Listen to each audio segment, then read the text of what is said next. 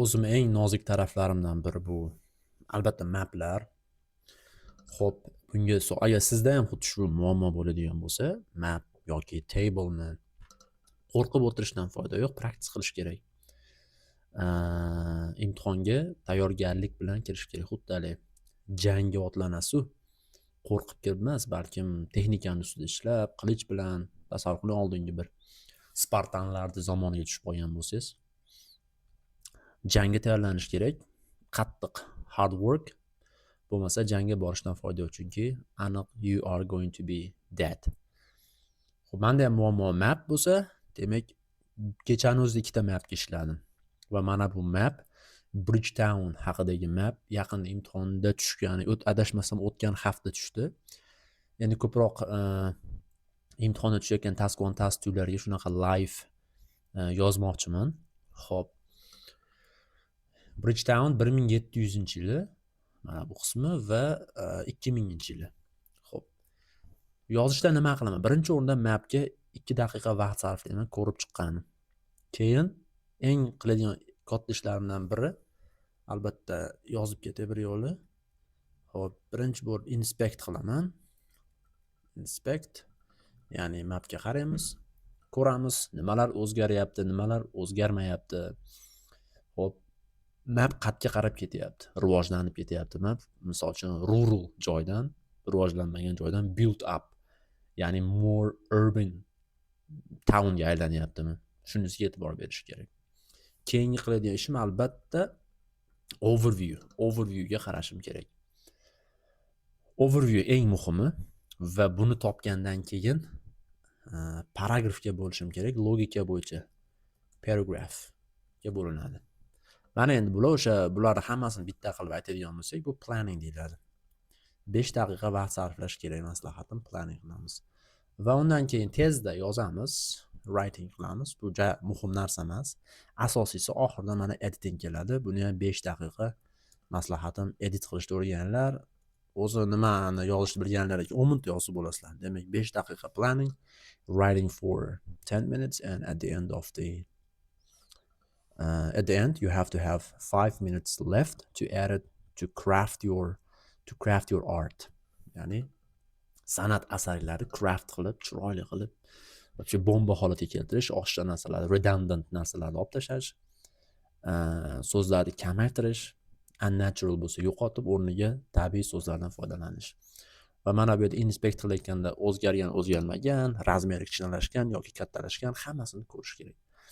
Paragrafga qanaqa bo'linadi? Misol uchun bu yerda kimdir roadga qarab bo'lib olishi mumkin. Townni ikkiga. Roadda narigi tarafi va roadda bu tarafi. Xohlagan odam riverga qarab bo'lib olinglar, guys.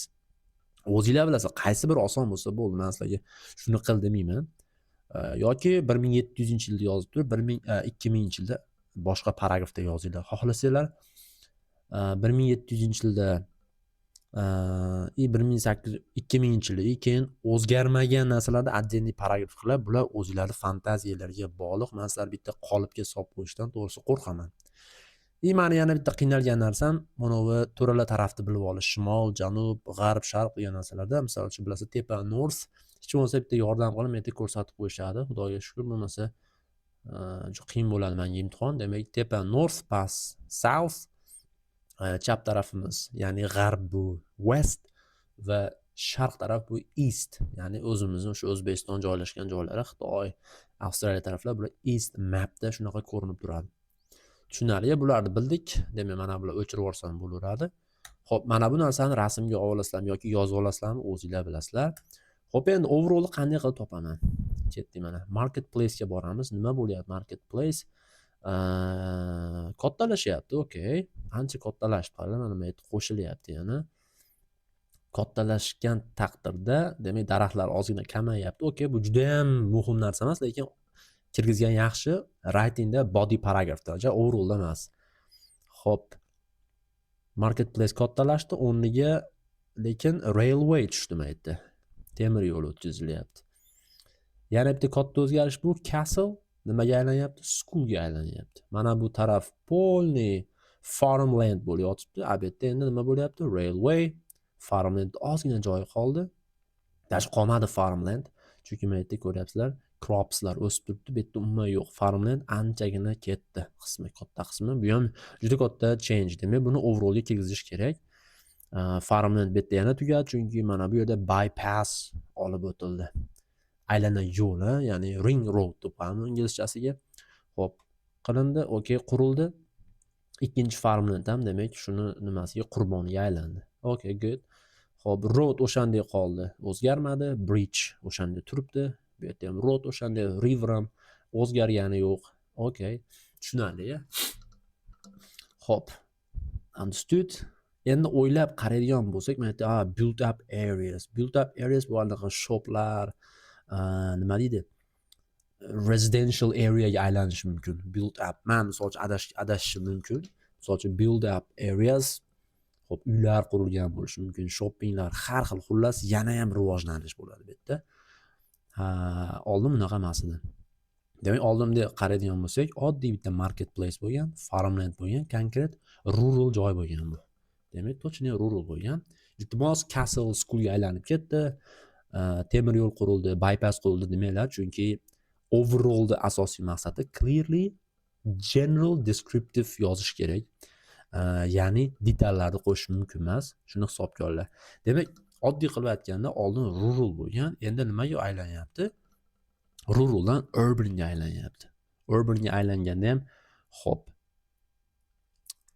residential arealar qurilyapti. Residential areas bilan mana bu bypass railway line'larni sanab o'tirganimizda improved deyman. Improved transport yoki road nima bo'ladi? Transport infrastrukturalar o'zgaryapti. Tushunarli, gruppa qilib yozishni o'rganinglar. Agar sanab qo'ysalar, guys, bu detailed bo'lib qoladi-da. Demak, examiner bu detalni paragraf yozyapgan, okey deydi, overall nimaligini, overall yo'q deb hisobga oladi. Balilar 5 ga tushib ketib qoladi. Taskonni ko'pincha yangi boshlaganda shu xatoni qiladi. Ya'ni qaytarib yozib qo'yadi. Iltimos, qaytarmas, detal yozib qo'yadi. E'tibor beringlar, detal yozib qo'yadigan bo'lsalar, unda u paragraflar overalldan nimaga ko'chadi? Main bodyga aylanib qoladi. Bolalar, misol uchun ko'p talabalar overall deb boshlaydi paragrafni, bo'ldi shu bilan, demak, bu meni overall paragrafim deb o'ylaysizlar. Yo'q, noto'g'ri narsa bu. Tushunarli? Xo'p, yaxshi. Endi men paragrafga qanday qilib bo'lib olaman? Men to'g'risini aytsam, road orqali bo'lib olaman. Dengiz emas, road orqali bo'laman. Nimaga? Menga shu qulayroq. Xo'p, keyin hozir yana bitta narsani hisobga olish kerak. Road qaysi tarafda ko'proq development bo'lyapti? Endi bu yerda hozir ikkala tarafda ham development bo'lgani uchun buni indamayman, lekin tasavvur qilinglar, imtihonda asosan roadni mana bu tepa qismida development bo'lsa, maslahatim nima qilasizlar? Ya'ni o'sha yo'lning narigi betida ko'proq development bo'ldi deb qo'shsalar, yana ham zo'r bo'ladi. Balkim keyingi darslarda xuddi shunaqa bir mapga to'g'ri kelib qolishimiz mumkin. O'shanda gaplashamiz. Xo'p, demak, birinchi bo'lib introduction yozaman men. Ketdi, overall'im tayyor. Introduction, yana bitta narsa esdan chiqmasin, guys, aytdik-ku, ba'zi featurelar demak remained, o'zgarmadi. Misol uchun road, bridge va river. Bular даже marketplace ham demak o'zgarmay qolib ketdi. Core features remained. Shuni ham yozib qo'yishimiz kerak. Xo'p, endi yozamiz. The maps illustrate the changes. Qaysi changelar that occurred in qatta bridge town. Qachon? Between and 2000. Bo'ladi shu. Yetib ortadi. Mana bu yerda grammatika ham вообще zo'r, vocabulary illustrate вообще dahshat. The changes that occur, grammatika hammasi joyida. Endi overall yozaman. Demak, overall eng zo'r so'z bu albatta overall. Boshqacha so'z kerak emas. In general desalar yoki generally speaking desalar ham bo'laveradi, lekin menimcha eng zo'ri shu. Bridgetown, overall Bridgetown evolved. Rivojlandi, o'zgardi. Transformed desalar ham bo'ladi. Nimadan? From a predominantly asosan degani, asosan rural areadan nimaga? Into. Evolved from something into something. Into a developed developed urban townga aylandi. Xo'p, qanaqa town? Featuring residential areas and improved transport infrastructure. Improved. Okay. Ketdi zo'r. Mana demak urban, ruraldan urban joyga aylandi. Nima uchun urban? Residential arealar qurildi va transportlar anaqa qilindi. Demak, school ham residential ichiga kirib ketadi o'zi aslida. Xo'p, yaxshi. Endi ikkinchi gapimiz, qolganlari qolib ketganini aytishimiz kerak. While several core features, qaysilar? Such as the river, bridge and marketplace. Mana endi asli zo'r vokabni beraman, yaxshilab eslab qolinglar. Retained their original positions. Bu bitta while, birinchidan bu dahshat grammatika, ikkita narsani nima qilamiz? Bir-biriga qarama-qarshi bo'lgan gap yozamiz ikkita.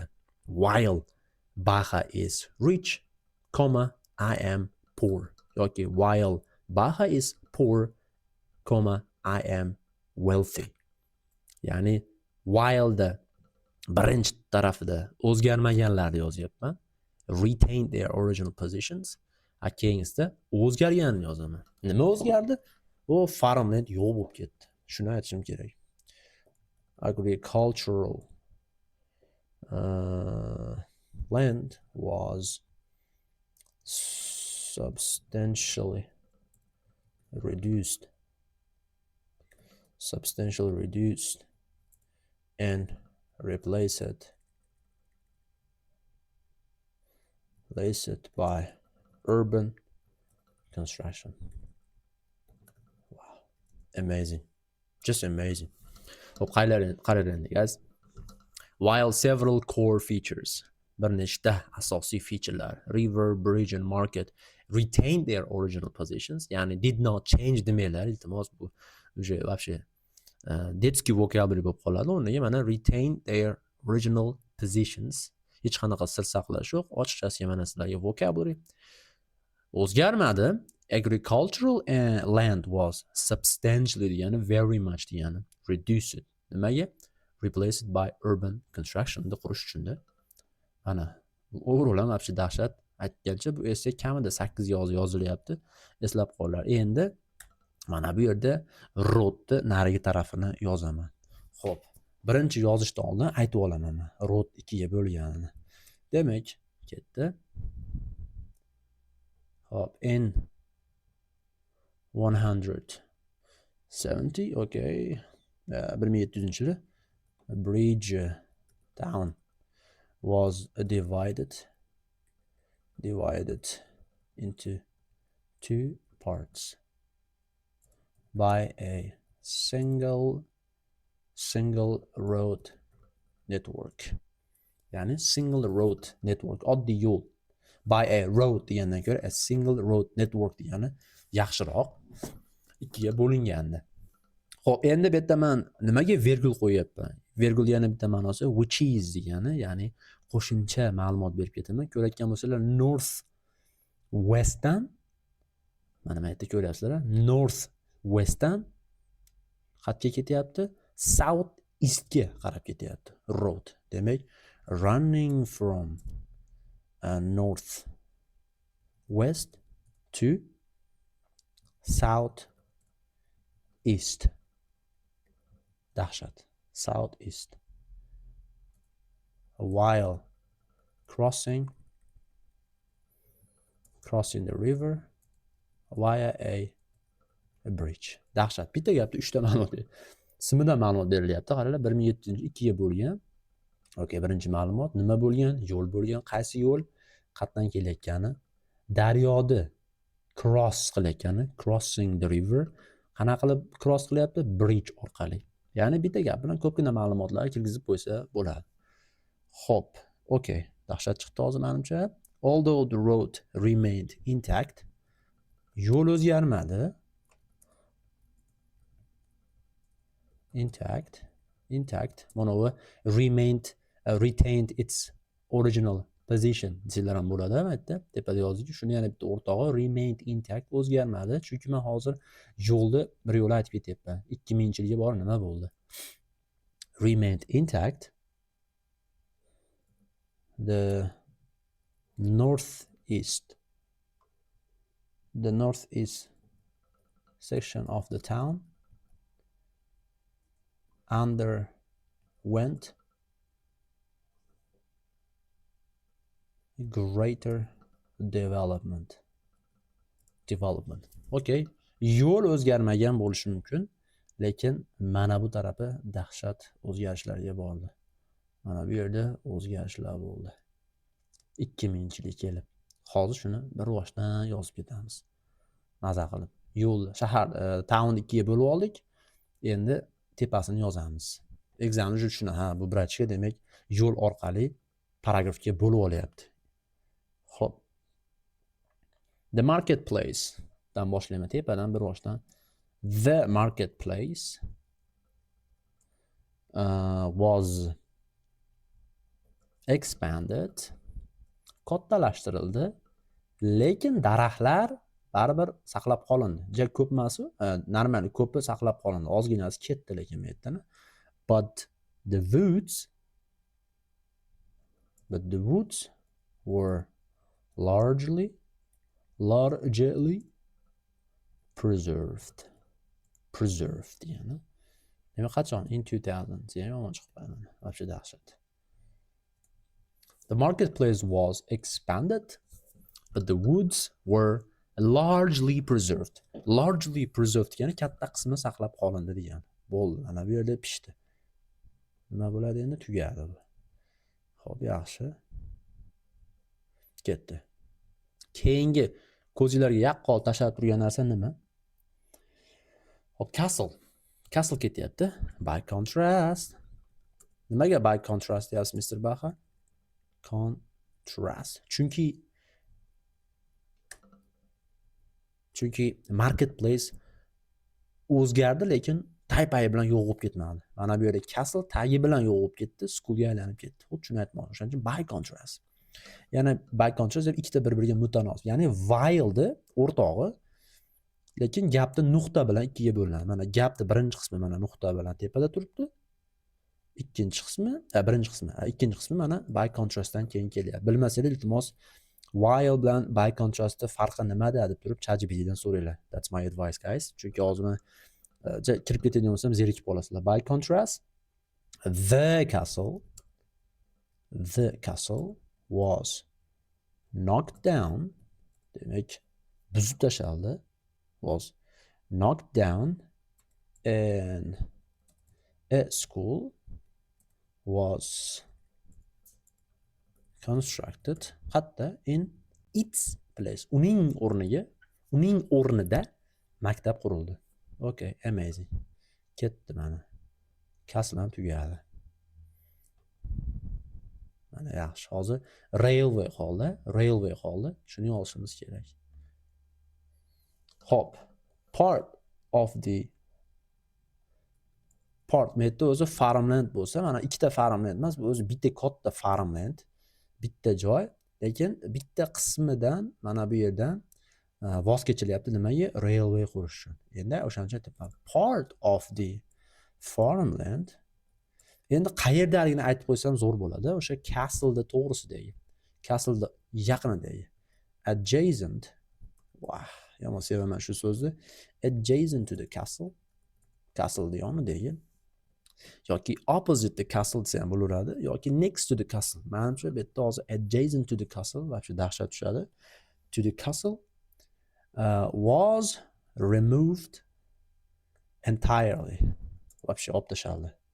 Nimaga? To make way for a rail line desa ham bo'ladi. Yoki to make way for o'rniga xohlasalar to accommodate desa ham bo'ladi. O'zingizlar bilasizlar. Accommodate, to make way dan ko'ra accommodate yaxshiroq menimcha, chunki kamroq nima yozyapmiz, so'z yozyapmiz. Examga shu yoqadi. Demak, mana railway ham pishdi, mana hammasi joyida ketdi, mana hamma joyi tugadi. Endi townni bu tarafiga o'taman. Hop. Okey. Keyingi tarafga o'tamiz. Bu qaysi tarafi? Qarasanglar, south western tarafida. The south western part of the town consisted mainly, o'z ichiga oldi. Asosan, demak, farmland xolosda, boshqa hech nima yo'q, to'g'rimi? Farmland bilan opland bor xolos 1700-yil. Mainly consisted of a farmland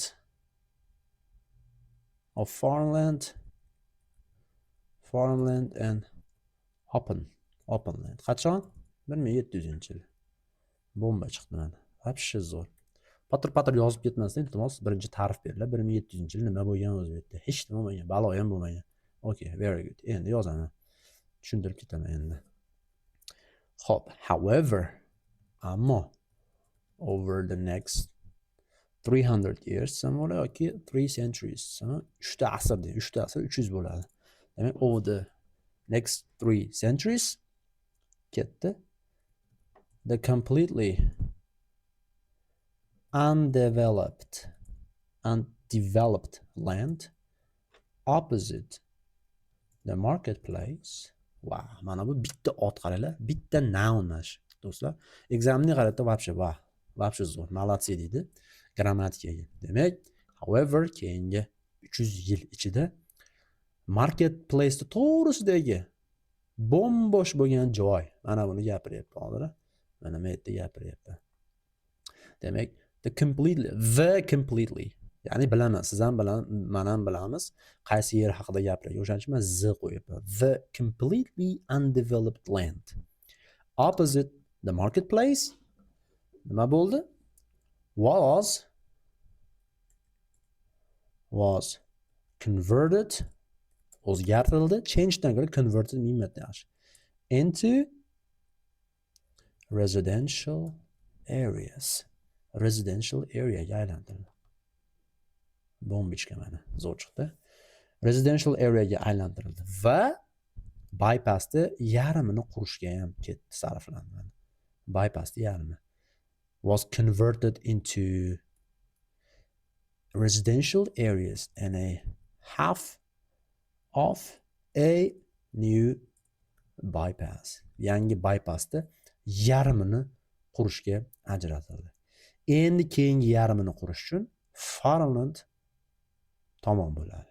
Mana qaranglar.